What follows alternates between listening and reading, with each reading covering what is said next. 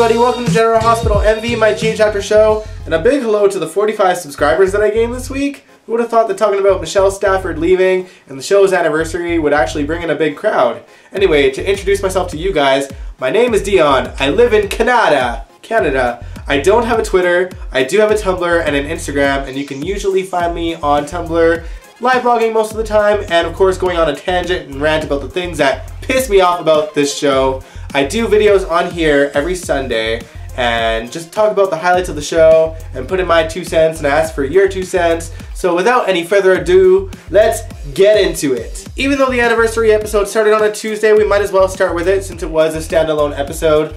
Basically, Gail Baldwin gathered all her old friends and family, and also Sunny and Carly, into the hospital for a scavenger hunt. This anniversary episode sent us viewers on a long, nostalgic roller coaster ride, giving us really great scenes with Monica and Leslie, fighting like they used to in the good old days, and Bobby and Felicia sharing a moment about BJ and the heart transplant from that beloved story so many years ago. You also had Laura and Scotty talking about their wild history, and Lucy and Kevin talking about their history as well. Just really good scenes all around. I don't have too much to complain about when it comes to the episode. Just one thing, well actually 2 things. The first thing being Gail Baldwin being a Julexis fan. Now this is just a hunch on my part, but I'm pretty sure that Gail Baldwin wouldn't allow anyone to try to go back with a man who held a knife to their throat. On any circumstances, it doesn't matter his reasons, I just don't think that she would do it. But my main problem with the show is that for weeks on end, we heard characters and the writers and the promos and the spoilers saying that whatever Gail Baldwin had planned for the hospital would change the hospital forever. And Gail's scavenger hunt only led to envelopes full of glitter. Now, y'all saw that Franco threw the glitter into the air and onto the ground, right? As a gay man who has tried to cover himself with glitter for pride, I can confirm that that glitter on the ground is not going anywhere for the rest of time. So I guess the writers were right. Seriously though, seriously. I was hoping for something a little more exciting than that. You know what? I have an idea. Why don't we use the hospital on General Hospital? No, you're right, it probably couldn't work. I mean, the show is only called General Hospital. We shouldn't actually see it ever, right? No shade. Okay, maybe a little bit of shade. Alright, moving on. Since I brought up Franco a minute ago, I have to bring him up again because the character really pissed me off at the start of this week. And let me tell you why, okay? Because Franco went up to Kevin, angry, and rightfully so, because if it wasn't for Kevin, Ryan wouldn't have killed Kiki. I think that he has every right to show his anger towards Kevin. But the way he was wording certain things kind of pissed me off because he went on a tangent about how Ryan enjoyed torturing people and killing people, and he was just so angry about that. Homeboy, you're Franco. You literally did that for decades. Like, oh, I know that the tumor made him do it, okay? It's not something that I'm fond of being written, but I do get that it was the written fact. Even though he's actually tortured people since the tumor's been removed, you know, like stalking Carly after she cheated on him and putting Tom Baker into a dog cage and strapping a shock collar on him. You know, that's not really something a normal person would do. But I digress. Curse me, am I having a memory that must really piss the writers off. But anyway, it just made me mad. And then furthermore, later on in the week, Franco and Elizabeth saw that Cameron might be interested in a girl, and Elizabeth wanted Franco to give Cameron the sex talk. Okay, knowing Franco's history, Elizabeth, what makes you think that that would be a great idea? Like, I do commend Franco because he did straight up say, like, I should not be the one talking to any boy about sex, given my history. Dude, you're right. So I'm more so mad at Elizabeth for like being like, nah, you're good. Talk to my boy about sex. No! Dude, I felt so awkward watching those scenes. Like, I felt more awkward than Cameron looked in those scenes, okay? Elizabeth, you have Drew as a friend. Use him for the sex talk. Don't use a man that was molested as a child and went after people by pretending to rape them in his past. Like, that is not a good idea in any way, shape, or form. Like, I just hate the way that this couple is written sometimes because they just tend to sweep certain things under the rug, like certain parts of his history that they're trying to like make people forget about. But some of us don't forget about it, you know? It's things that should be addressed constantly with the character that he once was, you know? Alright, now that rant is over, let's go back and talk about Kevin for a bit. Now, Nora Buchanan from One Life to Live came on as his attorney. I'm not that excited by that. I mean, I wasn't a One Life to Live viewer, so I have no excitement over the character coming on, but it is what it is, whatever. So basically, she convinced him to plead not guilty, and Nora and Lucy are practically the only ones in Port Charles that don't fault him for his choices.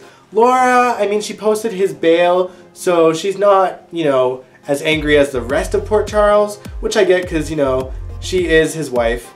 But the rest of Port Charles, man, he can't get into his emails, he can't get into his bank accounts, he can't even get to his office at the hospital because the hospital board suspended him. And I lived for the way that Epiphany ripped him a new one that day. She had no problem whatsoever getting right into his face and telling him like it is. If you didn't keep your brother being alive a secret, one of our staff members wouldn't have died. You don't belong in General Hospital. Boom! However, Franco's in General Hospital, so, you know, I guess they're picking and choosing their battles. But Epiphany does keep Franco in check, so I'll let that one slide, okay? I'll let that one slide so that I don't go on another rant again. This show over the last few years has had a really bad habit of having characters do unspeakable, unforgivable things and having the whole town forgive them in 2 seconds flat, you know? So I really do appreciate that they're not doing that with Kevin, because Kevin is a good character overall. He doesn't really do many things wrong, and so to have people mad about this really deadly situation is, you know, it's good to see. It's realistic, so I'm enjoying that part. Laura being on the fence about it is realistic as well because, you know, he did make a choice that inevitably led to her daughter being stabbed, and as you guys saw this week, Lulu is having a hard time moving on from that. I mean, when she seen Kevin at his house, she thought he was Ryan and freaked TF out. And Laura suggested that Lulu take a break and leave Port Charles. I'm actually super okay with Lulu leaving the show right now. I mean, to be honest, I have not been a fan of the character at all since Julie left the role. Emmy's version of Lulu just has not grown on me, so I could use a little break myself. With that said, I do like that Lulu went to Valentin and Nina to let them know that she's leaving Port Charles, but they'll now have to deal with Laura taking care of Charlotte sometimes, and you know how Valentin and Laura feel about each other, right? Now, I gotta talk about Valentin and Nina because they are annoying the ever-loving crap out of me lately. First of all, as all of us predicted, Valentin tampered with the DNA test, so his secret is still safe for now, but I cannot wait till the secret comes to light. I am just praying that the day comes sooner rather than later because I'm so over it. Nina's vendetta against Willow is just so annoying because she just refuses to see what's right in front of her. I mean, obviously she has a habit of that because Valentin being scum hasn't registered with her brain yet. But it's just like, Charlotte was clearly bullying this kid and she won't even acknowledge that part. And she probably did cheat on the test. They won't even acknowledge that part. There was no biasness on Willow's part. And you know what? I'm not Willow, so I can say this without, you know, any consequences for it. Charlotte is a brat. She always has been. She probably always will be. Do you guys remember when Lulu first tried to get to know Charlotte, how she would just scream to the top of her lungs when she wasn't getting her way? And she wasn't even that much younger. Or how about the fact that anytime that someone gets her a gift, she is not grateful for it. Ever. That kid is a brat. She's a brat. There's no other way around it. She is a brat. I will spell it out for you, Nina. Your stepchild is a brat. And you know what, Nina? Perhaps when you do find out all of Valentin's secrets that he's kept from you over the years, perhaps you'll leave Port Charles and think about your life choices and perhaps your parenting skills, since it's obviously going to come out that you're Willow's mom as well, because the way that you're treating her is pretty crappy as well. Alright, this show is just making me rant all the time this week. I don't know if I'm enjoying this very much. But we gotta continue talking about the show because that's why I'm here, so let's do it. Let's talk about Maxie, Peter, and Chet. Show of hands, and by hands I mean in the comments. Am I the only one that does not like Maxie and Peter? I would much prefer Maxie and Chet. I mean, look at him. Dude is a stud. Maxie, you're slipping on your choices in guys. Anna basically spent that one episode playing devil's advocate for the both of them and realizing that they both have feelings for each other and trying to get them to admit that to each other. So, you know, that was that episode. Anyway, moving on, let's talk about Finn because he's wanting to propose to Anna. I just hate that they're so boring. Like, I am not interested in that couple. You know what? I'm starting to realize that this is just a really bad week for me. This is like, I've ranted the entire time and I still got stuff to talk about. So let's just try to get through the rest and hope that it gets better from here on out. What's next? All right, let's talk about Shiloh and Dawn of Day. Oh God. Okay, so Christina is still being stupid and Shiloh, he's still being creepy. And Sam still thinks that whatever information she gets on Shiloh will convince Christina to leave Dawn of Day on her own.